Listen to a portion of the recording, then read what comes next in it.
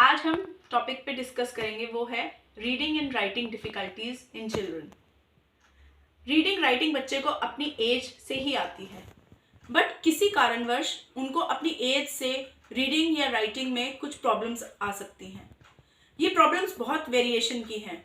कहीं उनको फॉर्मेशन में प्रॉब्लम आती है, लेटर फॉर्मेशन नहीं कर पाते हैं, कहीं उनको रीडिंग में प्रॉब्लम आती है, कहीं उनको प्रोनाउंसिएशन में प्रॉब्लम आती है।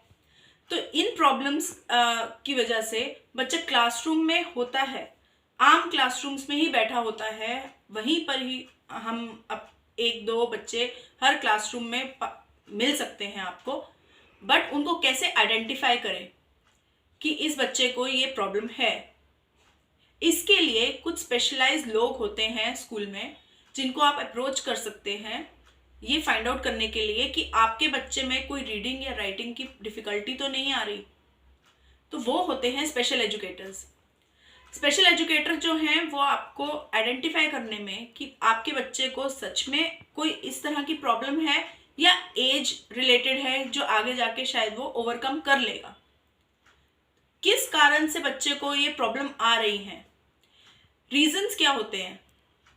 फर्स्ट ऑफ ऑल कुछ एसोसिएटेड प्रॉब्लम्स होते हैं बच्चे में जिसकी वजह से बच्चे को रीडिंग और राइटिंग में प्रॉब्लम आती है। जैसे कि लर्निंग डिसेबिलिटी है, आजकल इसको लर्निंग डिसेबिलिटी बोला जाता है, पहले इंटेलेक्चुअल डिसेबिलिटी था। तो इन डिसेबिलिटीज़ की वजह से या कोई और डिसेबिलिटी की वजह से बच्चा हाइपर है, ADHD है, ADD है, इन डिफ़िकल्टीज़ की वजह से भी बच्चे को रीडिंग और राइटिंग में प्रॉब्लम आ सकती है। कभी कभी देखा जाता है कि किन्हीं बच्चों में मस्कुलर प्रॉब्लम्स होती हैं, जैसे कि cerebral palsy, cerebral muscular disorder. इसमें भी बच्चों की जब मसल्स वीक होती हैं तो वो बच्चों पेंसिल ग्रिप करने में नहीं कर पाते हैं, जिसकी वजह से भी उनको रीडिंग में या राइटिंग में प्रॉब्लम आ सकती है। अगर अब इनको आइडेंटिफाई ना किया जाए, अगर इनको प्रॉपर टाइमली डायग्नोसिस ना दिया जाए तो आगे जाके प्रॉब्लम हो सकती है। तो इसके लिए हमारे स्कूल में स्पेशल एजुकेटर्स होते हैं, काउंसलर्स होते हैं जो आपको इसमें अच्छे से गाइड कर सकते हैं। सो टाइमली इंटरवेंशन बच्चों के लिए बहुत ज़रूरी है, इसीलिए आप डायग्नोस कीजिए। कभी कभी ऐसा पता लगता है कि बच्चे को बहुत लेट जाकर सेकेंड थर्ड ग्रेड में जाकर पता लगता है कि बच्चे को लर्निंग डिसेबिलिटी है या उसको ये डिफ़िकल्टी आ रही है, क्योंकि ये डिसेबिलिटी दिखती तो है नहीं। तो ये सब तो नॉर्मल, आई मीन टू से नॉर्मल मीन्स नॉर्मल बच्चों की तरह ही क्लासरूम में बैठते हैं, बट ये एक हिडन डिसेबिलिटी है। आराम से वो बच्चे बातें करते हैं, अच्छे से इंटरेक्ट भी करते हैं, बोलते ठीक ठाक हैं, सब माइलस्टोन अचीव्ड है, फिर भी ये प्रॉब्लम बच्चों में आती है। सो इट्स अगर आपको ज़रा सा भी लग रहा है तो असेसमेंट के लिए स्कूल के स्पेशल एजुकेटर से जाकर ज़रूर मिलें। लर्निंग डिसेबिलिटी के बारे में और मैं आपको बताऊं तो ये एक न्यूरोबायोलॉजिकल डिसऑर्डर है। मींस कुछ सिस्टम है जो ब्रेन कैच नहीं कर पाता, जिसकी वजह से बच्चे को एकेडमिकली प्रॉब्लम आती है। तो जब मैं इसके लिए बताऊं कि जब हम विजुअली हम कोई चीज़ देखते हैं, हमने उसको देखा और मैं आपसे पूछूं कि अभी आपने ब्लैक बोर्ड पे क्या देखा, तो बच्चा हमारे लिए बहुत इजी है कि बच्चे को बता देना चाहिए, बट कभी कभी बच्चे विजुअली देखी चीज़ भी वो नहीं ग्रैस्प कर पाते, वो नहीं मेमोरी में रख पाते, ज़्यादा फोकस रिटेन नहीं कर पाते, जिसकी वजह से वो आंसर आपको नहीं दे पाएंगे। टीचर ब्लैक बोर्ड पे लिखती है, सेंटेंसेस लिखे और बोला बच्चों को नोट करने के लिए, और बच्चा नोट कर रहा है। जब तक वो ब्लैक बोर्ड पे देखता है और वापस अपने नोटबुक पे लिखने के लिए आता है, उसका फोकस मिट चुका होता है और वो आगे भूल जाता है कि मुझे कहाँ से लिखना है। तो ये प्रॉब्लम्स बच्चों में आती हैं।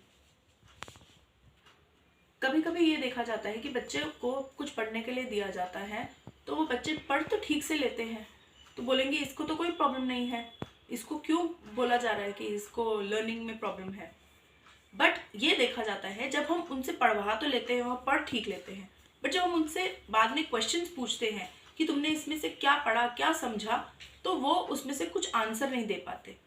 तो उनकी कॉम्प्रिहेंशन में, उनको समझ में, उनके कॉग्निटिव में कहीं तो प्रॉब्लम है, जिसकी वजह से वो जो पढ़ा हुआ है वो पढ़ रहे हैं बट वो समझा नहीं पा रहे हैं कि उन्होंने क्या पढ़ा, या जब अनसीन पैसेज दिया जाता है वो बच्चे उसमें से आंसर नहीं पिक कर पाते।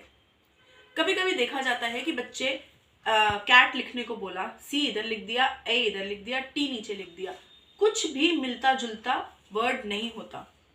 तो इसमें भी बच्चे को कुछ प्रॉब्लम है कि उनको पता नहीं है कि कैसे वर्ड को कनेक्ट करना है, कैसे वर्ड को मिलाकर लिखना है और कैसे मिलाकर वर्ड को बोलना है।